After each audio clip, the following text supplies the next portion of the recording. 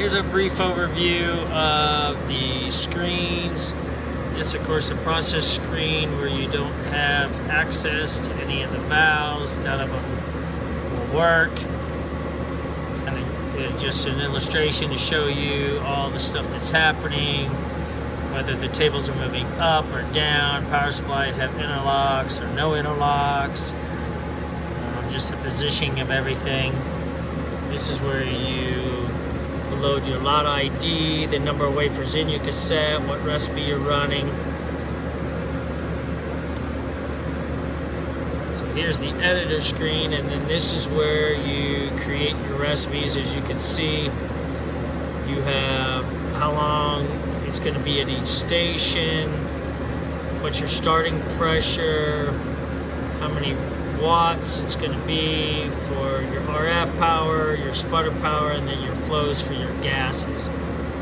By clicking open or delete or save as is, you can change those. Next is the semi-auto screen. Semi-auto screen, once again, none of the valves are accessible. You have pump and vent here. You have load 1. So this load 1 wafer at a time. Load 4 moves 4 wafers in under the targets, so you could do burn-ins on the targets. Transfer all, just simulation does a transfer all. And of course, empty chamber, if you just want to clear out all the wafers in there. It moves it 6 times, assuming that you have, all those 6 wafers in there, or even if you have 1, it still moves it 6 times to make sure it's clear. The same on the right side, you have a pump and a vent. Here's also where you can your cryo on, off, and regen. And then maintenance screen. Your maintenance screen has all the buttons are active, so if you click on one, like the vent here, it'll turn on or turn off. This is where you can also home your cassette, you index it up and down. Then you have what's a wafer detect. So if you wanted to simulate and just run a process with no wafers, but simulate that it does have wafers, you can turn this guy off and the machine will simulate that it has wafers. So this wafer detect right here will turn on and off every time. And you can do that on just the left side or just the right side or both. This is also too where you can turn on and off your turbo pumps. And the same with the cryo pump. You can turn him on or off.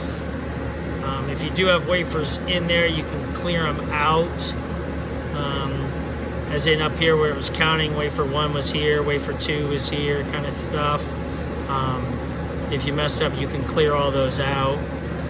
Now the setup screen, this is basically where you input your set points. So you can see chamber, right and left low lock, your highs and lows. This is all your regen parameters. So when you do a regen, extended purge, rate of rise, how many cycles you want it to do. This keeps track of your hours that the cryo's been running.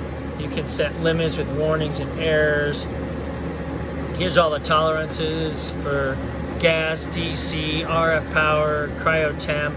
If they get over these percentages, you'll get a warning or a fault.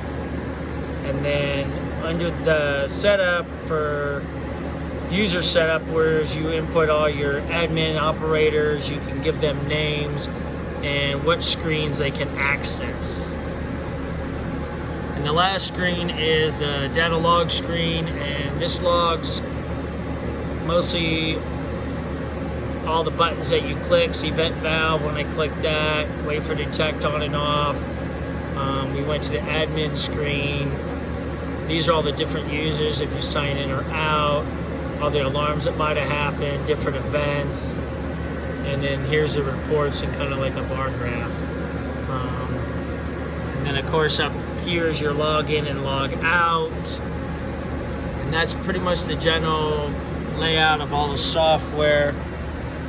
As you can see, the entire screen there has all your information.